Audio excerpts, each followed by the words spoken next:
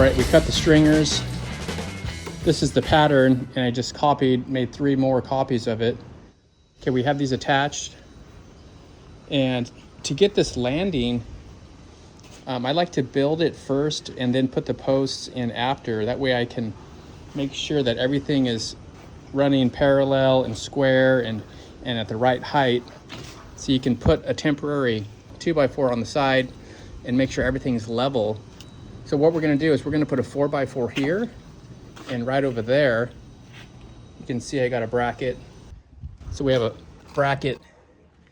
You can see it's keeping it off the ground, away from the water.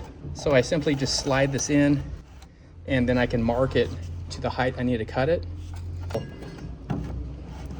That's perfect. Now I can bolt this in, attach it. Same thing over here. See, this simply slides in just like that. Got a block in here. This is all blocked in over here as well. You can see underneath, blocked in across, blocked off all the way around. This is extremely solid. It's not going anywhere. So I have a block across here, then it's screwed in from the side here and screwed in here. So we'll do another block right here. It should go in without any force, just a light tap.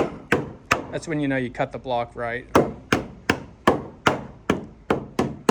That's a perfect fit.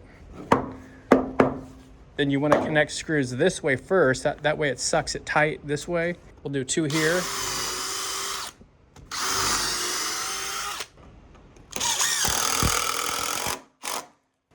Okay, so we'll screw this off, screw the side off, and that will really beef up this stair stringer at the top. And this is how I calculated the height of each step. It's a total of 55.5 inches from the top of my decking here to the concrete right here where the last step is going to be. So we divided that by 8 steps, 8 risers, and that's 6.9, which is approximately 6 7/8. This is your last riser right here.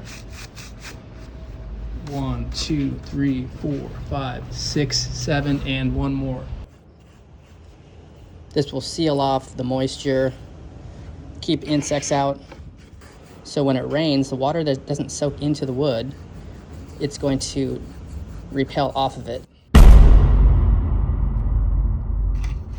Do these end cuts as well. I like to go from the top going down because it always wants to drip. Okay, let's do these. Really soak it.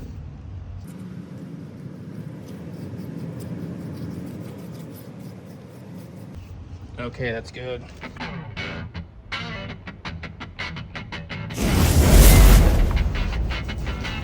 So I waited about 3 days, 4 days for this preservative to dry. And then I paint over it with a color that's a little bit darker than the decking. This works great, just a 4-inch roller. I like to just dip the end of it in and then work it into the surface. I like to put a lot on there.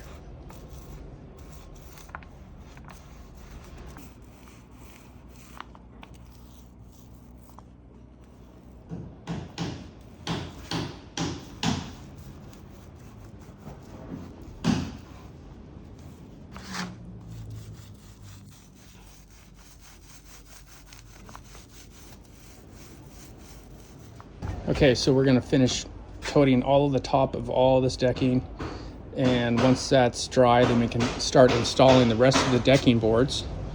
I'm gonna pre-cut all the risers and the treads. Okay, let me finish up the painting and then we'll get on to installing all the AZEK